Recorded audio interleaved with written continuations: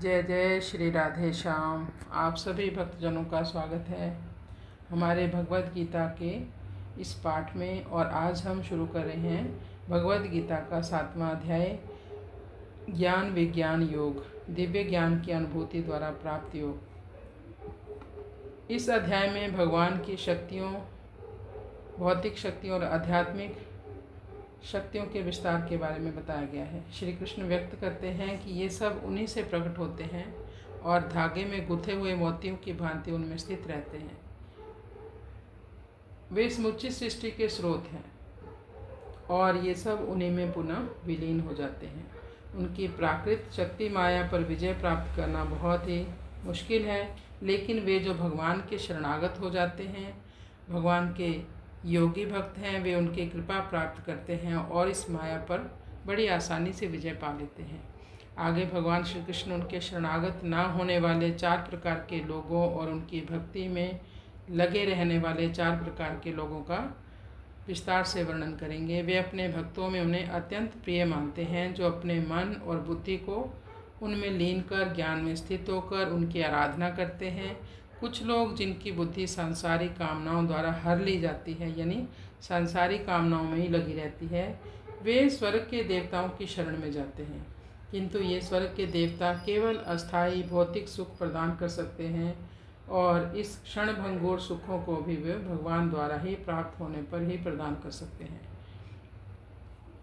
भगवान चाहेंगे तो ही उनको वो सुख मिल सकते हैं। इस प्रकार से भक्ति का अंतिम लक्ष्य स्वयं भगवान है। श्री कृष्ण यहाँ पर बताते हैं कि वे परम सत्य और अंतिम गंतव्य हैं और सर्वज्ञ, सर्वव्यापक, सर्वशक्तिमान भी हैं। क्योंकि उनका वास्तविक स्वरूप उनकी दिव्य योग माया शक्ति के आवरण द्वारा ढका रहता है, इसलिए उनके अविनाशी दिव्य स्वरूप को सब नहीं जान पाते।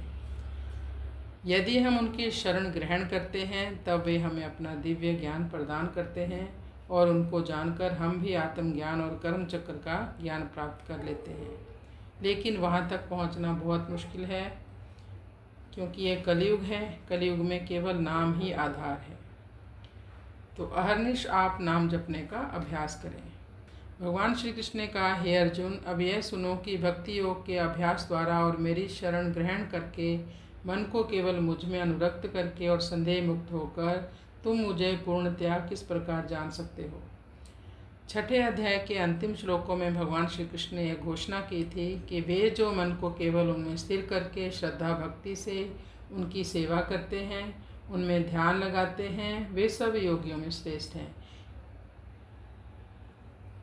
ऐसा कहने के बाद मन में कुछ स्वाभाविक प्रश्न उठते हैं कि परमात्मा को जानने का मार्ग क्या है, कोई भगवान का ध्यान कैसे करे, भक्त भगवान की आराधना कैसे करे। यद्यपि अर्जुन द्वारा ये प्रश्न नहीं किए गए, किंतु अपनी अनुकंपा से भगवान इनका पूर्व अनुमान करके उत्तर देना शुरू कर देते हैं, अर्जुन को बिना बताए। उन्होंने शृणु शब्द का यहाँ पर प्रयोग किया, जिसका अर्थ होता है सुनना, और इसके साथ मदाश्रय शब्द कहा, और इसका अर्थ होता है मन को मुझ में केंद्रित करना, मेरे ही आश्रित रहना। कृष्णाय वासुदेवाय हरये परमात्मने प्रणतक्लेशनाशाय गोविंदाय नमो नमः।